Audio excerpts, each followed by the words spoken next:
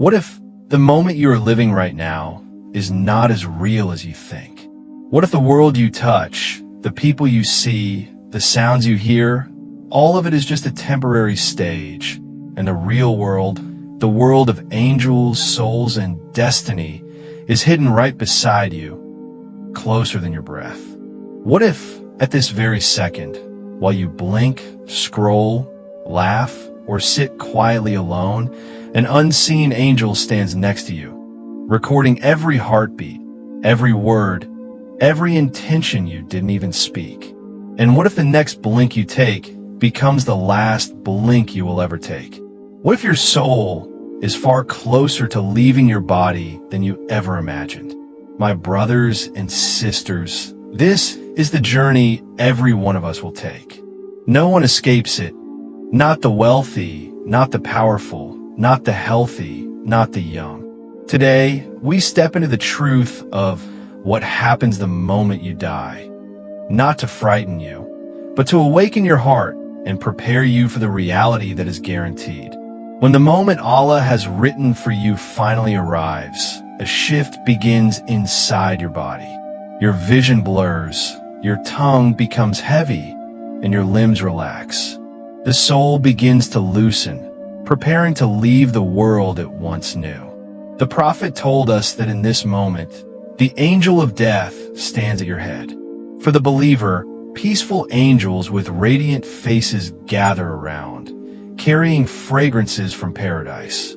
They sit near you gently, and the angel of death calls out, "O pure soul, come out to the mercy and forgiveness of your Lord." And your soul glides out smoothly, effortlessly, like water flowing out of a bottle. There is no fear, only calm relief. But for the one who ignored Allah, the angels descend stern and serious. The angel of death declares, "O wicked soul, come out to the anger of your Lord." The soul refuses to leave, clinging to the body, and it is pulled out painfully, like a sharp thorn dragged through soaked wool. And that becomes the first moment of deep regret. Once the soul departs, the angels begin the ascent. For the believer, the soul is wrapped in silk from paradise, releasing a scent sweeter than musk. Every group of angels they pass asks, "Whose beautiful soul is this?" And the angels proudly reply, "This is the soul of so-and-so, the righteous servant of Allah." Gates of the heavens open for it, honoring the believer.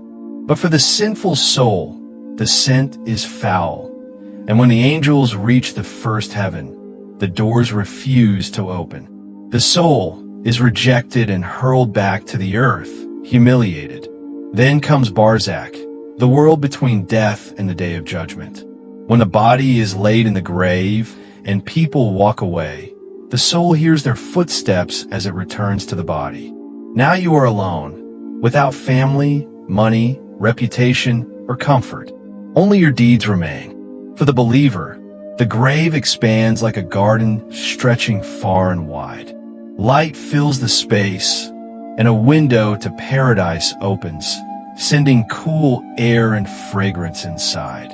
A beautiful presence appears, and, when asked who it is, replies, "I am your good deeds."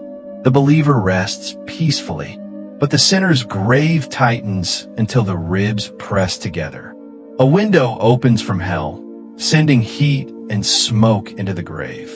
An ugly presence appears, saying, "I am your evil deeds." The sinner suffers in darkness and fear.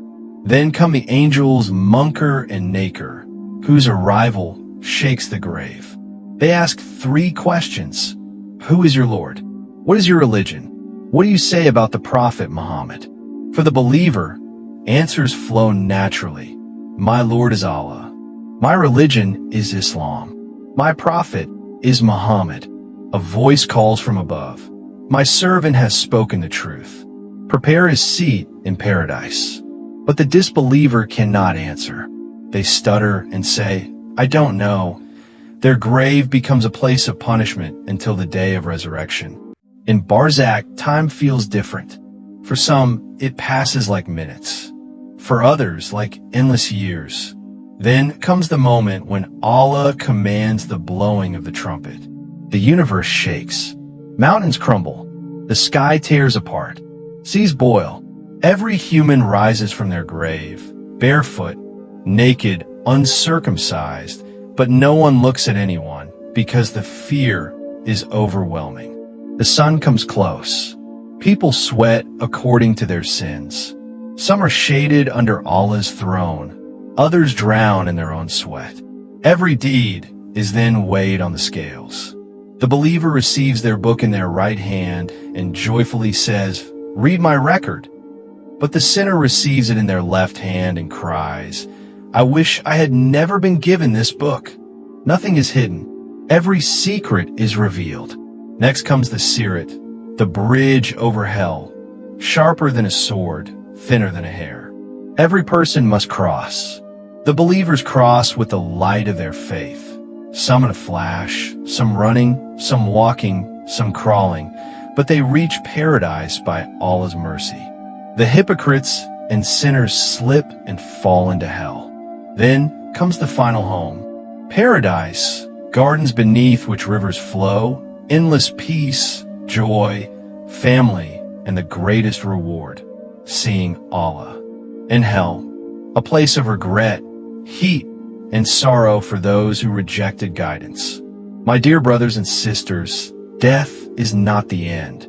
It is the doorway to the real life. May Allah make our final breath our best moment. Fill our graves with light. Make us firm when answering the angels, and gather us in Jannah forever. Ameen.